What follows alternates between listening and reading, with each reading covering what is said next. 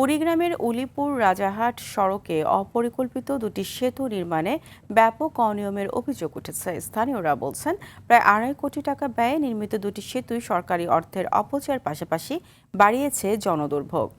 ভুল নকশার কারণে বন্ধ হয়ে গেছে একটি বাড়ির চলাচলের রাস্তা। কুড়িগ্রাম দক্ষিণ প্রতিনিধি আসাদুজ্জামান আসাদের তথ্যচিত্রে জানাচ্ছেন আব্দুল হামিদ। কুড়িগ্রামের উলিপুর রাজারহাট সড়কের সরফদি এবং মৌলভীপাড়া নামক স্থানে দুটি সেতুর নির্মাণ কাজ প্রায় শেষ পর্যায়ে। পূর্বের কালভার্ট ভেঙে বানানো হয়েছে এই ব্রিজগুলো। তবে স্থানীয়রা বলছেন, আশপাশে জনবসতি গড়ে ওঠায় পানি প্রবাহের পথ সংকুচিত হয়ে পড়েছে। সেখানে নতুন করে সেতু নির্মাণের প্রয়োজনীয়তা ছিল না। দুটির বদলে একটি সেতু নির্মাণ করলেও অসুবিধা হতো না চলাচলে।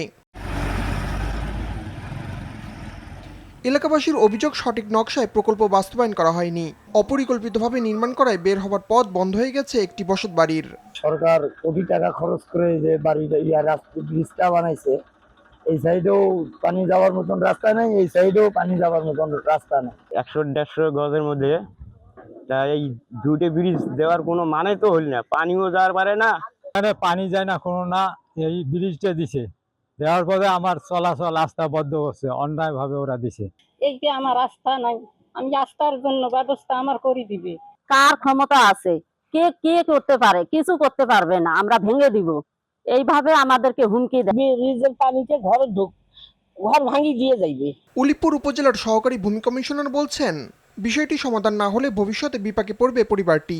ড্রেনেজের ব্যবস্থাটা না করলে সমস্যা হবে, অথবা আপনার গাইড ওয়াল দিয়ে জিনিসটাকে প্রোটেকশন দিতে হবে, নাহলে কিন্তু ওই ব্রিজের সাথে যাদের বাড়ি আছে তারা কিন্তু ক্ষতিগ্রস্ত হওয়ার সম্ভাবনা আছে। এদিকে সড়ক ও জনপথ বিভাগ বলছে, কোনো সমস্যা চিহ্নিত হলে তা সমাধান করা হবে।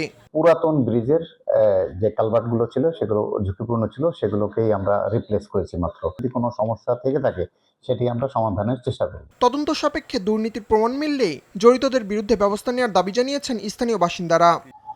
আব্দুল হামিদ, RTV।